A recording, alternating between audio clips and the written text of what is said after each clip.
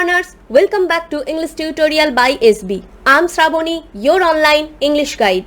আজকে আমরা শিখব ভবিষ্যতের কথাগুলো কিভাবে ইংলিশে বলতে হয়। 15 ডে স্পোকেন ইংলিশ কোর্সের আজকে আমাদের 6th ডে এবং আজকে আমরা শিখব যে ফিউচার টেন্সের বা ফিউচারের কথাগুলোকে কিভাবে আমরা ইংলিশে বলবো। তাহলে চলো ভিডিওটা শুরু করি।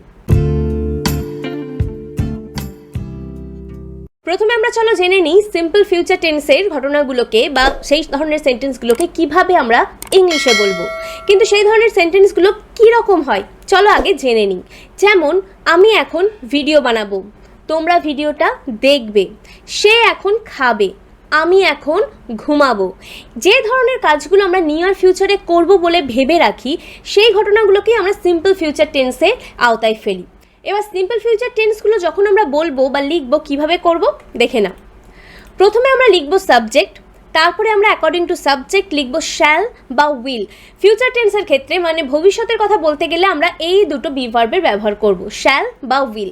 তারপরে আমরা ভার্বের ফার্স্ট ফর্ম ব্যবহার করব এবং দেন অবজেক্ট। এখন শ্যাল কার আগে বসাই? শ্যাল আমরা লিখি আই এবং উই এর পর, মানে ফার্স্ট পারসন সিঙ্গুলার এবং প্লুরালের পর লিখি আমরা শ্যাল, আর উইল ব্যবহার করি সেকেন্ড এবং থার্ড পারসনের পর। কিন্তু ইনফর্মালি মানে স্পোকেন ইংলিশ কমিউনিকেট করার ক্ষেত্রে আমরা এখন ফার্স্ট সেকেন্ড থার্ড সব পারসনের পরে উইল ব্যবহার করি। কিন্তু ফর্মাল ইংলিশের ক্ষেত্রে মানে অফিসিয়ালি যদি তুমি কিছু লেখো, সেটা অ্যাপ্লিকেশন হোক বা যাই হোক, অফিসিয়ালি মানে ফর্মালি তোমাদেরকে কিন্তু আই এবং উই এর পর শ্যাল এবং সেকেন্ড এবং থার্ড পারসনের পর উইল ব্যবহার করতে হবে। ঠিক আছে, এবার আমরা একটা স্টোরি দেখব যেটাকে আমরা পুরো সিম্পল ফিউচার টেন্সের এই যে স্ট্রাকচারটা দেখলাম সেটা অনুযায়ী স্টোরিটা বানাবো। চলো দেখে নিই আগে গল্পটা। রিয়া আজকে আসবে, আমরা দুজনে পুতুল নিয়ে খেলবো, আমরা খুব মজা করব। মা আমাদের জন্য পাস্তা বানাবে, বাবা বিকালে আমাদের পার্কে নিয়ে যাবে, রিয়া রাত্রে আমাদের বাড়ি থাকবে, সকালে ও বাড়ি যাবে। এই পুরো গল্পটাকে আমরা এবার সিম্পল ফিউচার টেন্স দিয়ে কমপ্লিট করব। দেখো, রিয়া আজকে আসবে, রিয়া উইল কাম টুডে, আমরা দুজনে পুতুল নিয়ে খেলবো, we shall play with dolls, আমরা খুব মজা করব, we shall make a lot of fun, মা আমাদের জন্য পাস্তা বানাবে, my mother will cook pasta for us, বাবা বিকালে আমাদের পার্কে নিয়ে যাবে, my father will take us to the park in the afternoon, Riya রাত্রে আমাদের বাড়ি থাকবে, Riya will stay in our home at night, সকালেও বাড়ি যাবে, she will go home in the morning. তাহলে তোমরা দেখতে পেলে কত ইজিলি আমরা নিয়ার ফিউচারে যেসব কাজগুলো করব বলে ভেবে রাখি বা হবে বলে ঠিক করে রাখি সেগুলো এই স্ট্রাকচারটা দিয়ে দিব্যি আমরা কিন্তু করে ফেলতে পারি। তাহলে যখনই এই ধরনের কথাগুলো বলবে তোমরা অবশ্যই এই স্ট্রাকচারটা ফলো করে বাংলায় না বলে ইংলিশে বলার চেষ্টা করবে। এবার চলো আমরা নেক্সট টেন্সটা দেখে নিই। নেক্সট টেন্সটা হলো ফিউচার কন্টিনিউয়াস টেন্স। কন্টিনিউয়াস মানে কি? যেটা চলতে থাকে, মানে ভবিষ্যতে যে কাজগুলো আমরা করতে থাকবো, কোনো নির্দিষ্ট সময়ের মধ্যে কিন্তু নয়, জাস্ট ভবিষ্যতে আমরা করতে থাকবো যে কাজগুলো সেগুলো বলার জন্য আমরা ফিউচার কন্টিনিউয়াস টেন্স ব্যবহার করে থাকি। লিখি কিভাবে বা বলি কিভাবে? সাবজেক্ট যেরকম বললাম ফিউচার টেন্সে আমরা শ্যাল বা উইল ব্যবহার করে থাকি, তো এখানেও শ্যাল উইল, তারপরে এখানে আমরা ব্যবহার করব বিইবি, তারপরে ভার্বের সাথে আইএনজি ফর্ম এবং দেন অবজেক্ট। এবার চলো সেন্টেন্স দেখে নিই। সে তখন স্কুলের কাজ করতে থাকবে, he will be doing his school task then, he will be doing his school task then. আমি ওই সময় বাড়িতে পড়াতে থাকবো, I shall be teaching at home at that time, I shall be teaching at home at that time. তারা তখন মাঠে খেলতে থাকবে, they will be playing in the field then, then মানে তখন, they will be playing in the field then।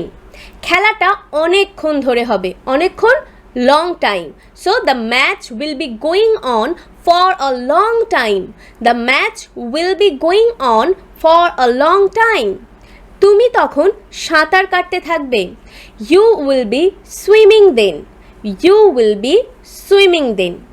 এই হলো future continuous tense, মানে যে কাজগুলো আমরা ভবিষ্যতে করতে থাকবো সেইগুলোকে আমরা এইভাবে বলবো। ঠিক আছে, এবার আমরা পরের টেন্সটা দেখে নিই। নেক্সট হচ্ছে ফিউচার পারফেক্ট টেন্স। আগে যেটা দেখলাম সেটা হচ্ছে ফিউচার কন্টিনিউয়াস টেন্স, যেটা আমরা ভবিষ্যতে করতে থাকব। আর ফিউচার পারফেক্ট টেন্সকেই না, যেটা আমরা একটা নির্দিষ্ট সময়ের মধ্যে যে কাজগুলো আমরা কমপ্লিট করে ফেলবো। ঠিক আছে, সেই সেন্টেন্সগুলো আমরা কীভাবে বলবো না, সাবজেক্ট, তারপরে শ্যাল বা উইল, দেন হ্যাভ বসাবো, তারপরে ভার্বের third form, then object. Subject, shall বা উইল, তারপরে হ্যাভ, ভার্বের থার্ড ফর্ম, অবজেক্ট। চলো এবার সেন্টেন্স কিছু দেখে নিই। আমি ততক্ষণে ইমেলটা করে দেব। ততক্ষণে মানে একটা নির্দিষ্ট সময়। আমি ততক্ষণে ইমেলটা করে দেব। I shall have sent the email by that time. I shall have sent the email by that time. ঝড়টা কিছুক্ষণের মধ্যে থেমে যাবে। The storm will have stopped within a while. The storm will have stopped within a while.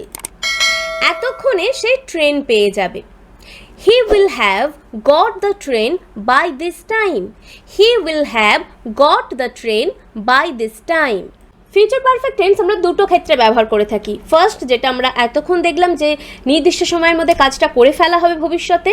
আর একটা হলো যেটা এখন আমরা দেখব, সেটা হলো কোনো ঘটনা ঘটার আগে একটা কাজ হয়ে যাবে, শেষ করে ফেলা হবে। কোনো ঘটনা ঘটার আগে বা কোনো কাজ করার আগে অন্য একটা কাজ শেষ হয়ে যাবে, তখন আমরা ফিউচার পারফেক্ট টেন্স ব্যবহার করে থাকি। যেরকম এই সেন্টেন্সটা দেখো, সে আসার আগে আমি রান্না করে ফেলবো।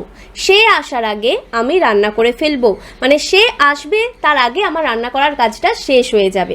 ঠিক আছে, এই সেন্টেন্সটা কিভাবে লিখবো দেখে নাও। I shall have finished my cooking before his arrival মানে তার পৌঁছাবার আগে।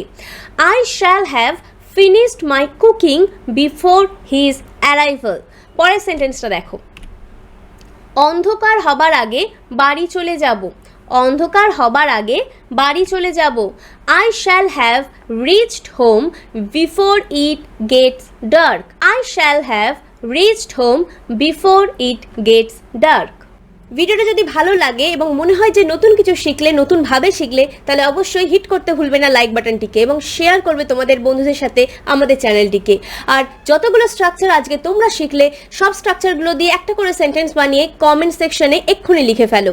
If you are new viewer of my channel and if you like this video, then hit the subscribe button and also click the bell icon to get all updates. So that's all. Thank you for watching. See you in our next video. Till then, keep practicing and keep learning.